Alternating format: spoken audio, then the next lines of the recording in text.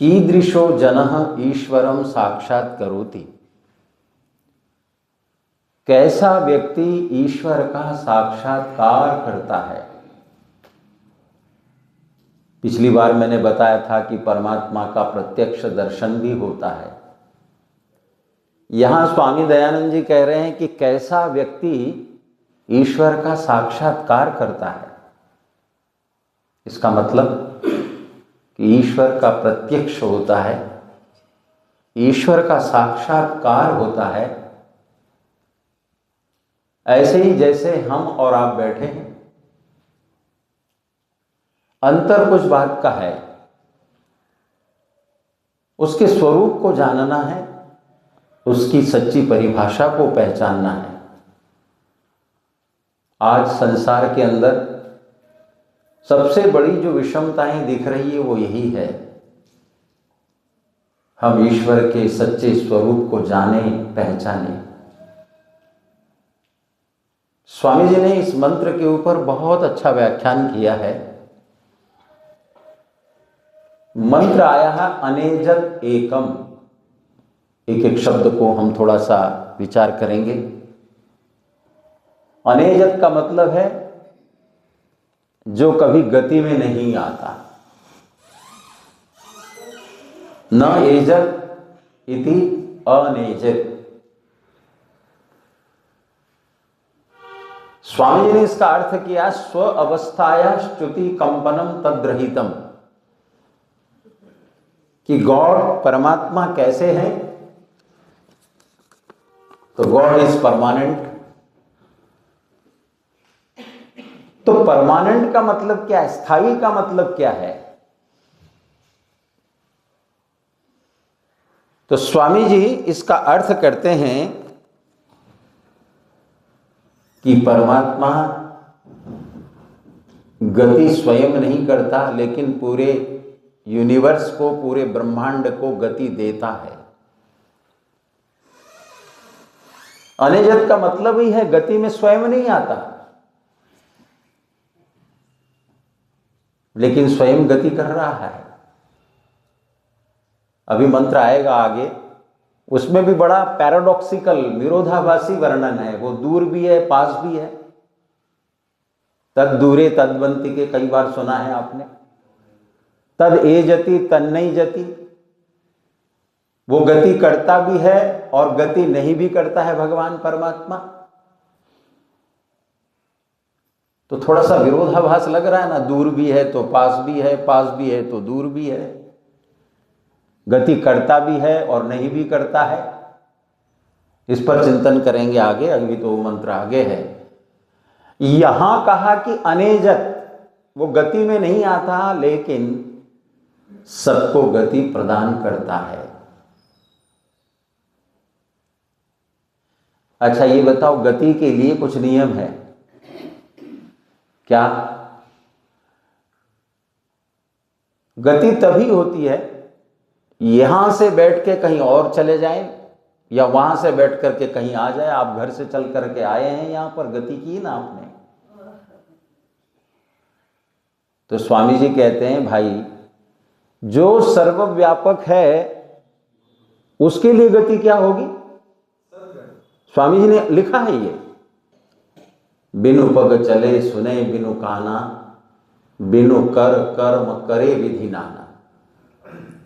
हाथ नहीं लेकिन बड़े बड़े काम हो रहे हैं, पैर नहीं लेकिन चल रहा है।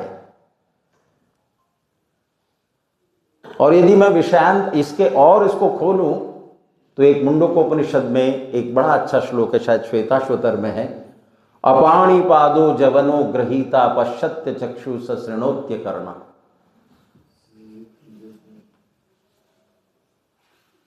कि पाणी और पाद से रहित, हाथ पैर से रहित है, लेकिन कैसा है? जवनः, अत्यंत गतिशील है। पश्यत्य चक्षु, बिना चक्षु के देखता है और बिना कानों के सुनता भी है। सवेत्ति सर्वम न च तस्यास्ति वेत्ता, वो सबको जानता है लेकिन उसको जानने वाले कोई विरले ही दुनिया में है। तमाहुरग्र्यम पुरुषम महांतम, हम उसको पुरुष कहते हैं, हम उसको अग्र्यम कहते हैं। तो अनेजत का अर्थ क्या बताया मैंने? वो गति स्वयं नहीं करता लेकिन दुनिया के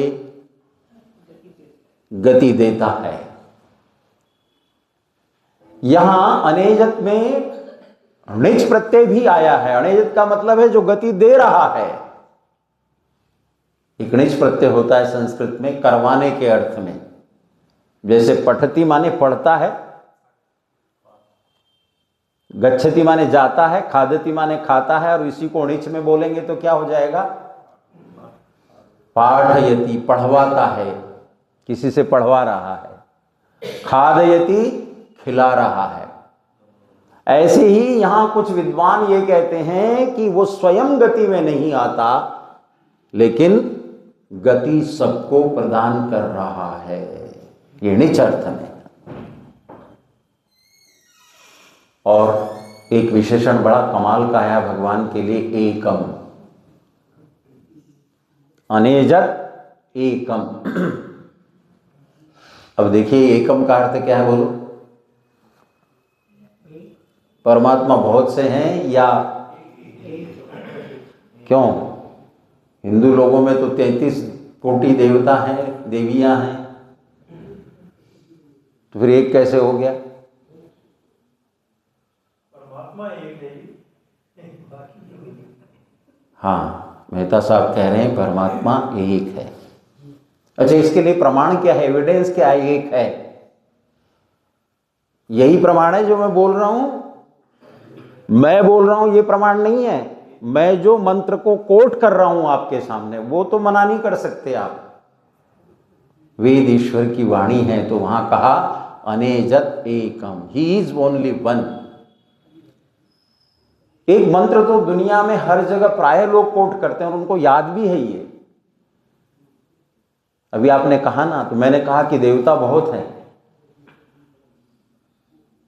लेकिन चैतन्य ईश्वर परमात्मा एक ही है, इसलिए उसके लिए आया है एकम।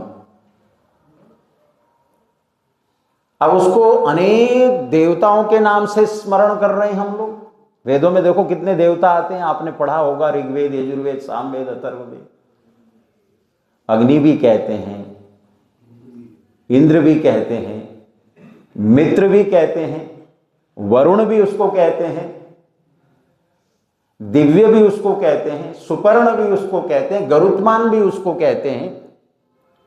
ये मंत्र ही आता है ऋग्वेद के प्रथम मंडल के 164वें सूक्त में आता है। इंद्रम मित्रम वरुणम अग्निमाहुरथो दिव्यः स सुपर्णो गरुत्मान। ये मंत्र आया। एकम सद्विप्रा बहुधा वदन्त्यग्निम यमं मातरिश्वानमाहु। बहुवचन का प्रयोग है। आहु माने कहते हैं, विप्रा माने ज्ञानी जन। क्या कहते हैं उसको? बहुत नामों से कहते हैं, लेकिन उसका एक वाक्य बड़ा कमाल का आया, एकम सत विप्रा बहुधा वदंती। देखिए यहां भी एकम शब्द का प्रयोग है। God is only one, we call him by different names. क्या मतलब हुआ? एकम सत विप्रा बहुधा वदंती, एक ही है वो। इसलिए याद रखिएगा, वेद के अंदर एकेश्वरवाद की थ्योरी बताई गई है। क्या बोला मैंने? वेदों में, वैदिक फिलॉसफी में ईश्वर के लिए, भगवान के लिए एकेश्वरवाद कहा गया है, एक ही है। अच्छा, इनके विशेषण देखो। फिर हमने पूछा कि भगवान ये बताओ तुम्हारे इतने नाम क्यों हैं? तो बार बार आपको एक पंक्ति याद होगी, आप कहते हो ना, अनंत गुण कर्म स्वभाव होने से। क्या बोला मैंने? अनंत गुण कर्म स्वभाव होने से परमात्मा के नाम भी अनंत हैं, कर्म भी अनंत हैं और उसके गुण भी अनंत हैं।